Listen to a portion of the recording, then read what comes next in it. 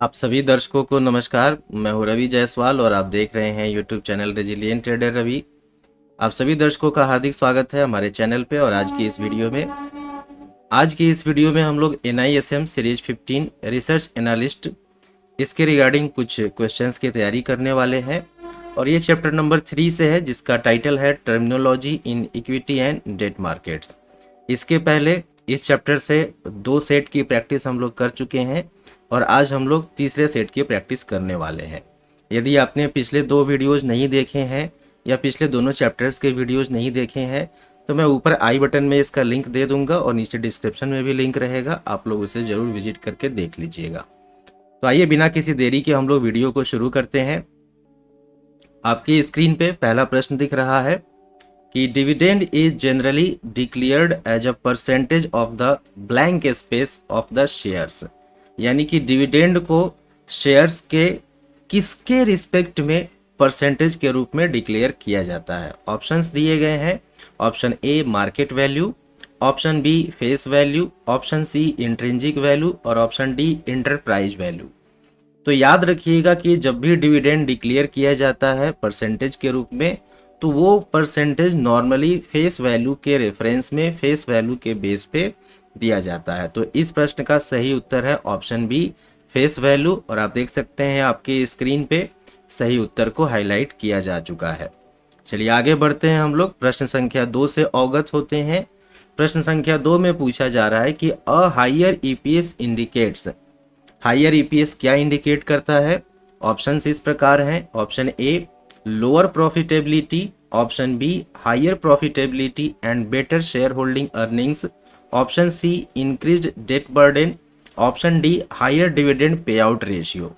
तो देखिए, अगर ईपीएस हायर है दैट मीन्स अर्निंग पर शेयर हाई है कंपनी का, तो इससे लोअर प्रॉफिटेबिलिटी तो बिल्कुल भी इंडिकेट नहीं होता है। ऑप्शन बी है हायर प्रॉफिटेबिलिटी, ये सही बात है। And better share holders earnings, ये भी बिल्कुल सही बात है। तो ऑप्शन बी सही आंसर होना चाहिए। बाकी ऑप्शंस देख लेते हैं।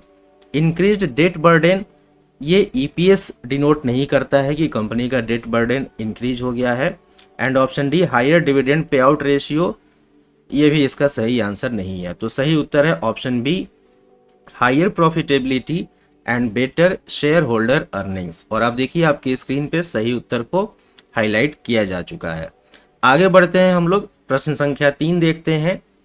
If a company declares a 200% dividend on shares with a face value of ₹1, what is DPS? That means dividend per share। यानी कि एक कंपनी है और उस कंपनी के एक शेयर का फेस वैल्यू दिया गया है ₹1 और वह कंपनी 200% का डिविडेंड डिक्लेयर करती है। तो डिविडेंड पर शेयर क्या होगा। सिंपल सा मैथमेटिक्स है। ₹1 की फेस वैल्यू है और इस पे 200% का डिविडेंड डिक्लेयर किया गया है। तो इसे आप सॉल्व करिए, आपका आंसर आएगा 2, यानी कि ऑप्शन नंबर बी ₹2। तो इस प्रश्न का सही उत्तर है ऑप्शन बी ₹2। और ये देखिए सही उत्तर हाईलाइट किया जा चुका है। चलिए आगे बढ़ते हैं हम लोग। क्वेश्चन नंबर 4 है विच मेट्रिक डायरेक्टली इन्फ्लुएंसेज अ शेयर्स मार्केट प्राइस। यानी कि इन चारों विकल्प में से कौन सा ऐसा विकल्प है जो शेयर के मार्केट प्राइस को डायरेक्टली इन्फ्लुएंस करता है। ऑप्शन ए है फेस वैल्यू, सही आंसर नहीं है। ऑप्शन बी है डिविडेंड यील्ड, ये भी सही आंसर नहीं है। ऑप्शन सी है अर्निंग पर शेयर, ये बिल्कुल सही बात है। यदि कंपनी का ईपीएस इंक्रीज कर रहा है तो नॉर्मली कंपनी का शेयर प्राइस भी उस रेस्पेक्ट में इंक्रीज करेगा। और यदि कंपनी का अर्निंग पर शेयर डिक्रीज कर रहा है तो कंपनी का शेयर प्राइस भी डिक्रीज करेगा। तो अर्निंग पर share is the right option. Option D में दिया गया है नन ऑफ द अबव। तो इस प्रश्न का सही उत्तर है ऑप्शन सी। और आप देखिए आपकी स्क्रीन पे सही उत्तर को हाईलाइट किया जा चुका है। आगे बढ़ते हैं हम लोग। क्वेश्चन नंबर 5 को देखते हैं। How is the P ratio that means price to earning ratio calculated. P ratio को कैसे कैलकुलेट किया जाता है। तो ऑप्शन ए बताया जा रहा है मार्केट प्राइसेज इनटू ईपीएस, ये सही उत्तर नहीं है। ऑप्शन बी है market price divided by EPS, ये इसका सही उत्तर होगा। जब भी किसी कंपनी का हम लोगों को पी रेशियो निकालना होता है तो हम लोग करेंट मार्केट प्राइस को, एक शेयर का जो करेंट मार्केट प्राइस होता है उसे कंपनी के ईपीएस एक शेयर की अर्निंग से डिवाइड कर देते हैं। तो मार्केट प्राइस को जब ईपीएस से डिवाइड करेंगे तो हमें पी रेशियो मिल जाएगा। तो इस तरीके से इस प्रश्न का सही उत्तर होता है ऑप्शन बी, और ये देखिए सही उत्तर को हाईलाइट किया जा चुका है। चलिए आगे बढ़ते हैं हम लोग। क्वेश्चन नंबर 6 पूछा जा रहा है, DPS that means dividend per share can exceed the face value of a share, यानी कि डीपीएस कंपनी के फेस वैल्यू से, कंपनी के शेयर के फेस वैल्यू से ज़्यादा हो सकता है। ये बिल्कुल सही बात है। कोई ज़रूरी नहीं है कि किसी कंपनी के एक शेयर का फेस वैल्यू 10 रुपये है तो वह कंपनी 10 रुपये से ज़्यादा का डिविडेंड पे नहीं कर सकती है, ऐसा बिल्कुल भी नहीं है। फेस वैल्यू से ज़्यादा अमाउंट का डिविडेंड पे किया जा सकता है। ये देखिए ऑप्शन ए ट्रू, ये सही आंसर है, सही ऑप्शन है, और नीचे में इसका एक्सप्लेनेशन भी आपको दिया गया है। आगे बढ़ते हैं हम लोग, क्वेश्चन नंबर 7 को देखते हैं। A company with a higher EPS will always pay higher dividend, यानी कि किसी कंपनी का यदि ईपीएस अर्निंग पर शेयर हायर साइड पे है तो वो कंपनी डिविडेंड भी ज़्यादा पे करेगी, हाई पे करेगी। यह स्टेटमेंट फॉल्स है, ऐसा कोई ज़रूरी नहीं है। तो इस प्रश्न का सही उत्तर है ऑप्शन बी, फॉल्स। तो सही उत्तर को हाईलाइट भी किया जा चुका है और आपकी स्क्रीन पे इसका एक्सप्लेनेशन भी दिया जा रहा है। आगे बढ़ते हैं हम लोग, क्वेश्चन नंबर 8 को देखते हैं। If a stock trades at ₹500 with an EPS of 25, ध्यान दीजिएगा यहाँ पे आपको CMP दिया गया है कि करेंट मार्केट प्राइस एक शेयर का चल रहा है 500 रुपये और कंपनी का ईपीएस बताया जा रहा है, अर्निंग पर शेयर है 25 रुपये का। तो हमें निकालना है कि उस शेयर का पी रेशियो क्या होगा। थोड़ी देर पहले ही हम लोग देखे थे, पी रेशियो निकालने के लिए करंट मार्केट प्राइस को डिवाइड करना होता है अर्निंग पर शेयर से। तो इस आसान से एक्सप्रेशन को सॉल्व कर लीजिए, आपका आंसर आएगा 20। तो 20 देखिए ऑप्शन में कहाँ दिया गया है, ऑप्शन बी में दिया गया है 20x। तो ये जो प्रश्न हम लोगों से पूछा गया था कि कंपनी के शेयर का प्राइस 500 रुपये है, कंपनी का ईपीएस 25 रुपये है, तो पी रेशियो क्या होगा, तो सही उत्तर है ऑप्शन बी 20x। और आपकी स्क्रीन पे सही उत्तर को हाईलाइट किया जा चुका है। चलिए आगे बढ़ते हैं हम लोग, क्वेश्चन नंबर 9 पे फोकस करते हैं। A high P ratio typically suggest, अगर किसी कंपनी का पी रेशियो हाई है तो इसका नॉर्मल मीनिंग क्या होता है। ऑप्शन ए है the stock is under valued, बिल्कुल नहीं। अगर पी रेशियो हायर साइड पे है तो नॉर्मली उसे हम लोग ओवर वैल्यूड मानते हैं। ऑप्शन बी है investors expect high future earnings growth, ये इसका सही आंसर हो सकता है। हाई पी रेशियो होने का मतलब है कि इन्वेस्टर्स उतने पी मल्टीपल पे भी उस कंपनी के शेयर को बाई करने के लिए इच्छुक हैं। और शेयर को बाई करने के लिए क्यों इच्छुक हैं, क्योंकि उन्हें फ्यूचर में इस कंपनी से और भी ज़्यादा अर्निंग की उम्मीदें हैं। तो ये ऑप्शन बी इसका सही आंसर हो सकता है। बाकी ऑप्शन को देखते हैं। ऑप्शन सी है the company has declining profits, बिल्कुल भी नहीं। ऑप्शन डी है the stock page high dividends, बिल्कुल भी नहीं। तो प्रश्न जो पूछा गया था कि किसी कंपनी का यदि पी रेशियो हाई हो तो इसका सामान्य मतलब क्या होता है, तो option B investors expect high future earnings growth. और ये देखिए आपकी स्क्रीन पे सही उत्तर हाईलाइट किया जा चुका है। आगे बढ़ते हैं हम लोग, क्वेश्चन नंबर 10 पे फोकस करते हैं। विच P is more useful for growth investors, अलग अलग टाइप के इन्वेस्टर्स एग्जिस्ट करते हैं।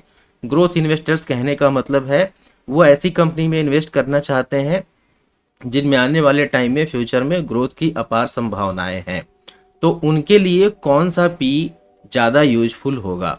ऑप्शन ए है हिस्टोरिकल पी, इसका मतलब है कि पास्ट में कंपनी का पी वैल्यू क्या था। ऑप्शन बी है ट्रेलिंग पी, यानी कि लास्ट 4 क्वार्टर, लेटेस्ट 4 क्वार्टर में या पिछले 1 साल में कंपनी का पी क्या है। ऑप्शन सी है प्रोस्पेक्टिव और फॉरवर्ड पी, यानी कि आने वाले टाइम में कंपनी का पी क्या रह सकता है। और चौथा है स्टैटिक पी, यानी कि कंपनी का पी जो स्टैटिक रहता है। तो आप खुद सोचिए, इन्वेस्टर का माइंडसेट है कि उसे ग्रोथ कंपनियों में पैसा लगाना है जिसमें फ्यूचर में ग्रोथ हो। तो फ्यूचर में ग्रोथ हो तो उसके लिए हमें पी भी देखना पड़ेगा फॉरवर्ड करके कि इन फ्यूचर कंपनी का पी रेशियो क्या रह सकता है। तो इस प्रश्न का सही उत्तर है ऑप्शन सी, ग्रोथ इन्वेस्टर्स के लिए प्रोस्पेक्टिव या फॉरवर्ड पी ही बेस्ट सुटेबल रहते हैं। सही उत्तर को हाईलाइट किया जा चुका है। आगे बढ़ते हैं हम लोग, क्वेश्चन नंबर 11 को देखते हैं।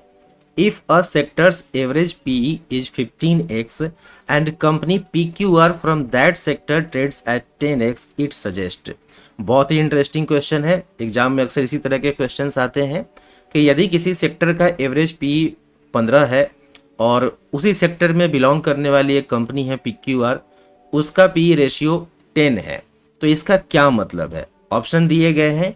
PQR इज ओवर वैल्यूड, बिल्कुल नहीं। यदि PQR का पीई रेशियो सेक्टर के पीई से ज़्यादा होता तब हम लोग ओवर वैल्यूड कहते हैं, तो ऑप्शन ए सही उत्तर नहीं है। ऑप्शन बी है PQR इज अंडर वैल्यूड, ये सही उत्तर हो सकता है। बाकी ऑप्शंस को देख लेते हैं।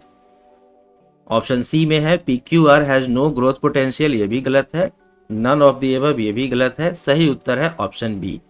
तो कंपनी का पीई रेशियो सेक्टर के पीई रेशियो के मुकाबले कम है, इसका मतलब है कि वह कंपनी अंडर वैल्यूड है। सही उत्तर हाईलाइट किया जा चुका है। आगे बढ़ते हैं, क्वेश्चन नंबर 12 पे फोकस करते हैं। Company A with PE 30 and company B with PE 15 operates in the same sector. अब ध्यान दीजिए, दो कंपनियां हैं ए और बी, सेम सेक्टर में ऑपरेट कर रही हैं, लेकिन ए का पीई रेशियो 30 का है और कंपनी बी का पीई रेशियो ए के मुकाबले आधा है, 15 पे है। What could justifies as higher PE. तो ये चार विकल्प में से कौन सा ऐसा विकल्प है जो ए के हायर पीई को जस्टिफाई कर सकता है। ऑप्शन ए है A has lower debt. Option B A is expected to grow earnings faster. Option C B has higher dividends. Option D A has smaller market cap. इसमें से जो best suitable answer है जो ए के higher PE multiple को justify कर सकता है वो है ऑप्शन बी, कि ए की जो अर्निंग ग्रोथ है वो फास्टर होने की उम्मीद है, इसीलिए ए को पीई मल्टीपल भी ज़्यादा मिल रहा है। और सही उत्तर आपके स्क्रीन पे हाईलाइट किया जा चुका है। आगे बढ़ते हैं, क्वेश्चन नंबर 13 पे फोकस करते हैं। If the market index P rises from 18 to 25 over a year the most likely cause is. यदि मार्केट का इंडेक्स एक साल में 18 से 25 पहुंच जाए तो इसके क्या कारण हो सकते हैं। Option A earnings fail by 30%। अगर किसी कंपनी के अर्निंग गिर रहे हैं तो ईपीएस पी रेशियो तो नहीं बढ़ेंगे। Option B stock prices rose faster than earnings. Option C dividend payouts doubled. Option D none of the above. Option B इसका सही आंसर होगा कि वह इंडेक्स जिन स्टॉक से मिल करके बना है उनके प्राइसेज में उनकी अर्निंग के मुकाबले ज़्यादा फास्ट ग्रोथ हुआ है, प्राइस ज़्यादा तेज़ी से बढ़ा है और कंपनी की अर्निंग कम तेज़ी से बढ़ी है। तो यही रीज़न जो है, इसी की वजह से मार्केट इंडेक्स पी 18 to 25 एक साल में जा सकता है। सही उत्तर ऑप्शन बी आपकी स्क्रीन पे हाईलाइट किया जा चुका है। आगे बढ़ते हैं, क्वेश्चन नंबर 14 से हम लोग रूबरू होते हैं। P ratios are irrelevant when comparing companies across different sectors. यानी कि अगर हम लोग अलग अलग सेक्टर से कंपनियों को कंपेयर कर रहे हैं तो वैसे केस में पी रेशियो को कंपेयर करना इररिलेवेंट होता है। यह स्टेटमेंट ट्रू है। पी रेशियो तभी कारगर है जब हम लोग सेम सेक्टर में बिलोंग करने वाली कंपनियों को कंपेयर करते हैं। तो सही आंसर आपकी स्क्रीन पे आ चुका है और आंसर के साथ उसका एक्सप्लेनेशन भी दे दिया गया है। आगे बढ़ते हैं, क्वेश्चन नंबर 15 पे फोकस करते हैं हम लोग। A low P always indicates a good buying opportunity. यानी कि यदि किसी कंपनी का पी रेशियो कम है तो वह आपके लिए एक शानदार बाइंग अपॉर्चुनिटी है। यह स्टेटमेंट ट्रू है या फॉल्स हमें बताना है। एक बात समझिए, अगर पी रेशियो लोअर साइड पे है तो हम लोग सामान्यतः कहते हैं कि कंपनी अंडर वैल्यूड है, और वैल्यू इन्वेस्टिंग की थ्योरी भी कहती है कि जब कोई चीज़ अंडर वैल्यूड हो तो उसे बाई करना चाहिए। लेकिन सिर्फ पी रेशियो की वजह से कंपनी अंडर वैल्यूड है और सिर्फ इसी पैरामीटर को देख करके हम लोग इन्वेस्टिंग कर रहे हैं, उसे इन्वेस्टिंग का एक बढ़िया अपॉर्चुनिटी समझ रहे हैं, तो ये हमारी मूर्खता है। पी रेशियो के आधार पे कंपनी अंडर वैल्यूड दिखी, लेकिन इसके आगे और भी बहुत सारे पैरामीटर्स हैं जो चेक करने जरूरी होते हैं। तो ये जो स्टेटमेंट दिया गया है कि a low PE always indicates a good buying opportunity, ये फॉल्स है। सिर्फ पीई के आधार पे ही हम लोग बाइंग अपॉर्चुनिटी इंडिकेट नहीं कर सकते हैं। सही आंसर आपकी स्क्रीन पे फ्लैश हो चुका है और इसका एक्सप्लेनेशन भी आपको बता दिया गया है। चलिए आगे बढ़ते हैं हम लोग। तो इस सेट में टोटल 15 क्वेश्चंस थे जिनकी प्रैक्टिस हम लोग कर चुके हैं और फिर ये देखिए इस जिन जिन कॉन्सेप्ट के रिगार्डिंग हम लोग ये क्वेश्चन डिस्कस किए हैं वो कॉन्सेप्ट आपको यहाँ पे दिए जा रहे हैं। तो आप लोग स्क्रीन को पॉज करके पढ़ सकते हैं या फिर इसका स्क्रीनशॉट ले सकते हैं। टोटल 3 स्लाइड्स में है ये। मैं नेक्स्ट स्लाइड पे आता हूँ। यहाँ पे भी कुछ की कॉन्सेप्ट दिए गए हैं and finally this is the last की कॉन्सेप्ट। तो पी रेशियो पे आधारित ही मेन क्वेश्चंस थे आज के इस क्वेश्चन बैंक के सेट में, और उसके रिगार्डिंग कुछ की कॉन्सेप्ट की समरी मैंने तैयार करी हुई थी, तो वो भी मैंने आप लोगों के साथ शेयर कर दिया। तो इस वीडियो को लास्ट तक देखने के लिए आप सभी दर्शकों को दिल से धन्यवाद। यदि आपको मेरा ये प्रयास अच्छा लगा हो, वीडियो पसंद आई हो, तो लाइक जरूर कीजिएगा, अपने दोस्तों के साथ शेयर भी कीजिएगा। पहली बार चैनल पे आए हैं तो कृपया चैनल को सब्सक्राइब कर लीजिएगा। और सिर्फ सब्सक्राइब करना ही काफ़ी नहीं होता है, आपको सब्सक्राइब करने के साथ साथ नोटिफिकेशन बेल को भी ऑल पे सेट करना होता है, ताकि मैं जब भी इस तरह के कुछ लर्निंग कंटेंट पोस्ट करूं तो आपको उसका नोटिफिकेशन मिल सके। तो आज की वीडियो में इतना ही। जल्दी ही मुलाकात होगी कुछ और नए लर्निंग कंटेंट के साथ में। आप सभी का समय शुभ हो। Keep learning, keep earning. जय हिंद।